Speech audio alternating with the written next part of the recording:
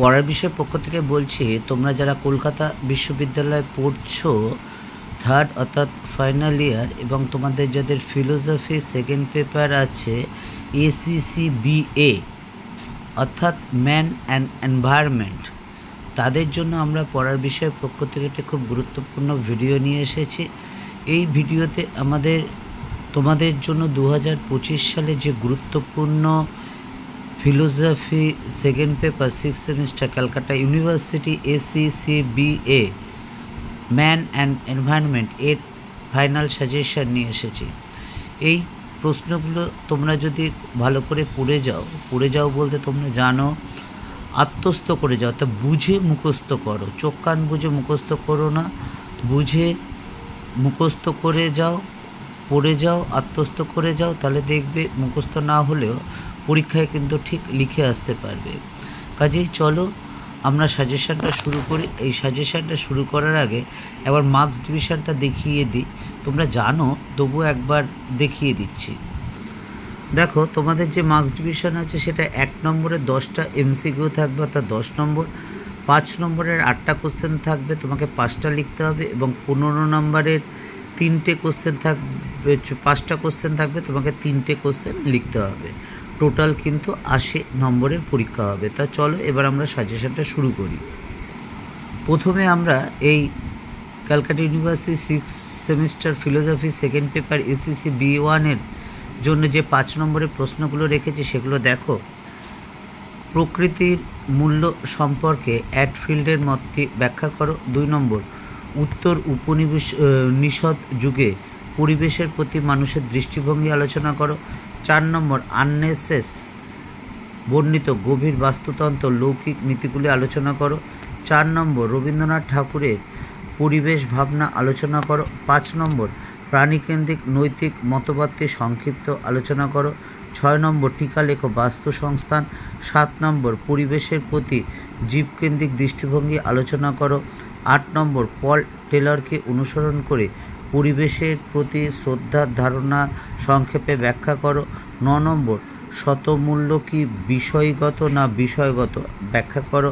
10 নম্বর, পরিবেশনিষ্ঠ নারীবাদ ও বহু সংস্কৃতিবাদের পারস্পরিক সম্পর্ক আলোচনা করো।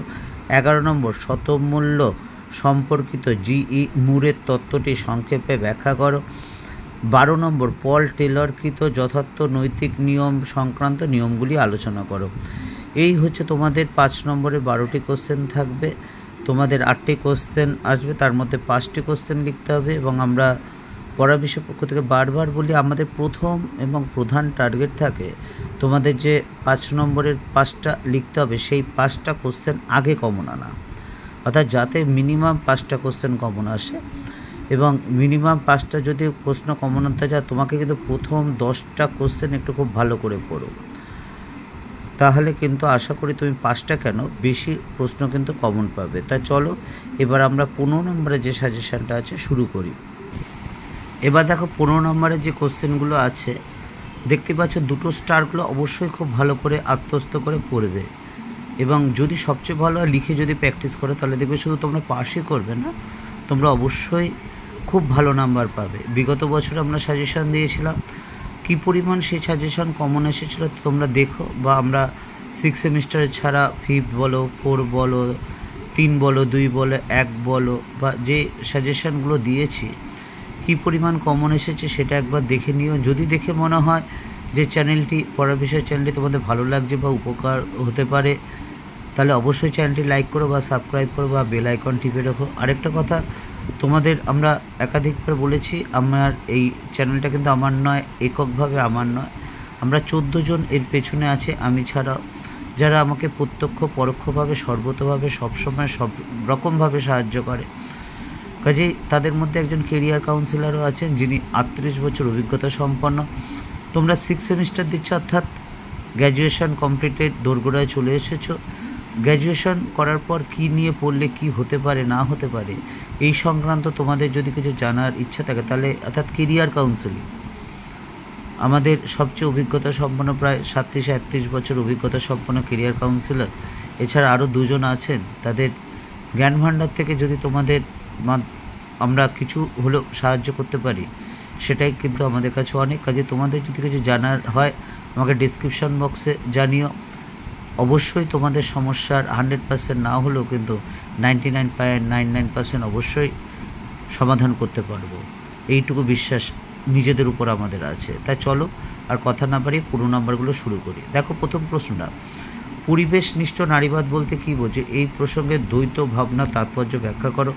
2 নম্বর, পল টেলর বর্ণিত নৈতিক অধিকারগুলিকে মোট কয় ভাগে ভাগ করা যায় ও কী কী? এই প্রসঙ্গে পরিবেশ বিষয়ক নৈতিক অধিকারগুলি বিস্তারিত আলোচনা করো। 3 নম্বর, উপনিষদের অদ্বৈতবাদী ভাবনায় মানুষ ও পরিবেশের পারস্পরিক সম্পর্ক ব্যাখ্যা করো। 4, প্রাচীন সংস্কৃত সাহিত্য কীভাবে মানুষ ও পরিবেশের সম্পর্ক বিষয় আলোচনা করা হয়েছে তা বর্ণনা করো। এই প্রথম 4টে কোশ্চেন কিন্তু খুব ভালো করে পড়বে। দেখো ডবল স্টার দেওয়া আছে। 5 নম্বর কোশ্চেন, পরিবেশের শতমূল্য কাকে বলে? পরিবেশ শতমূল্য সম্পর্কে ক্যালিকট এর ধারণা আলোচনা করো। 6 নম্বর, শতমূল্য ধারণাটা কি বিষয়নিষ্ঠ? তোমার উত্তরের সপক্ষে যুক্তি দাও। 7 নম্বর, ভারতীয় সামাজিক ও অর্থনৈতিক পরিস্থিতিতে গভীর বাস্তুতন্ত্র কতখানি প্রযোজ্য তা ব্যাখ্যা করো। 8 নম্বর, প্লাম উডকে অনুসরণ করে পরিবেশের উপর আধিপত্য ও নারীর উপর আধিপত্য এই দুটি বিষয়ে যুক্তিসঙ্গত আলোচনা করো।